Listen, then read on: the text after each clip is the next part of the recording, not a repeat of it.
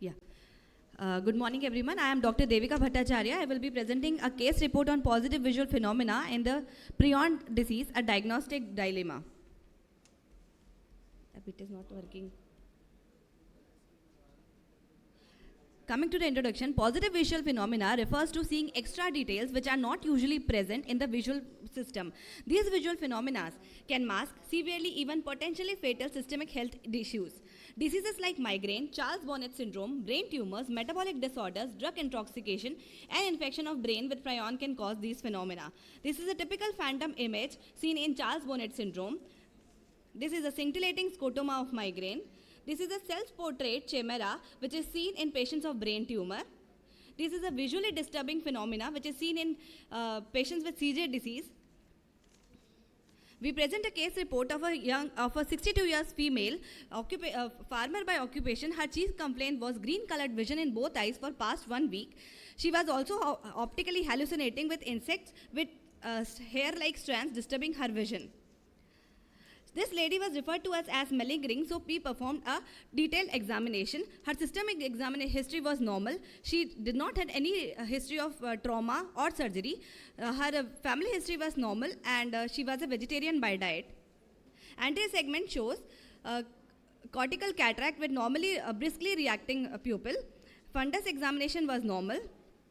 Coming to the investigations, we performed NCT was normal, color vision and central fields were abnormal, OCT was WNL, and her vision was improving to 6/9. She was conscious but not oriented. She had subacute confusion when patient was being examined. On the basis of the Creutzfeldt-Jakob disease neurological scale, our patient presented with 11 out of 33 positive criteria, which was given by WHO. The deep tendon reflexes were normal. In the video 1, you can see that patient is having gait ataxia. She is not able to walk properly when her eyes are closed. In the second video, you will be able to see that patient is not able to follow the commands during tone testing. And later, she was able to walk on the straight line when her eyes was open.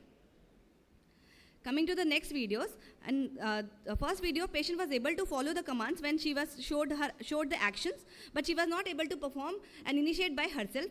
Her second video showed proprioception was intact, but there was loss of dexterity, and she was confused but not oriented to time, place, and person. Seeing this, we performed malingering test, in which her room with obstacle test, it was normal. Signature, Menes test, everything was normal. Her finger to nose test was also normal. Only she had briskly reacting pupil with head rotation test normal.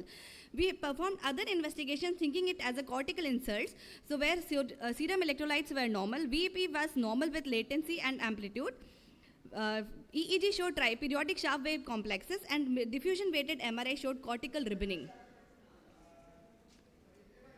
She had bilateral occipito-parietal cortical ribboning suggestive of Creutzfeldt disease. This was cortical ribboning. So seeing this atypical presentation, we had Kuru. Our differential diagnosis we made was Gressman-Straussler-Schenker's disease, bovine spongiform encephalopathy, Huntington disease, mad cow disease, and Alzheimer's disease. So since there was no family history and the patient was a vegetarian, a diagnosis of sporadic CJD, a rare Heidenhain variant was formed. This patient was referred to NIMHANS for further management and end-of-life care support. This devastating diagnosis painted a grim prognosis with rapid progression and a fatal trajectory within 6 months. Coming to the discussion, CJ disease was first diagnosed in 1996. It is a rare neurodegenerative disease with a rapid progression and high mortality rate suspected to be contracted by eating infected cows.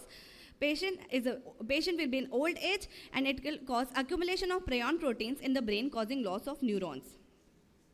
Prion diseases are proteinaceous and infective particles. These are not degraded by typical sterilization. They have highest titer in brain, and they have a long incubation time.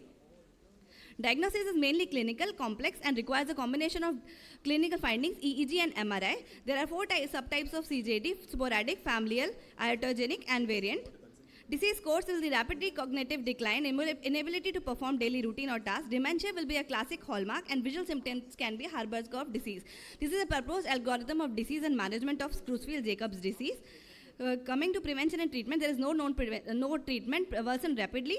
A patient medication will be given for spasm and agitation. Diagnosis is easily contacted by procedures in vitreoretinal surgery. ERG testing, it can be done before any visual symptoms, and it has a possibility of malignant. So take home points will be, it is a major health concern. Positive visual phenomena should be picked up early in the OPD, and CJD, even before the patient become aware of their symptoms, they die rapidly. These are my references. Thank you. Thank you so much. Thank you that you had done all those malingering tests in that patient. And you should always keep the other diagnosis in mind, because cortical ribboning is seen in other diseases also, and should know the other features of MRI of CJD. Yes, sir. Thank you. Thank you so much, ma'am. Thank you, sir. So I thank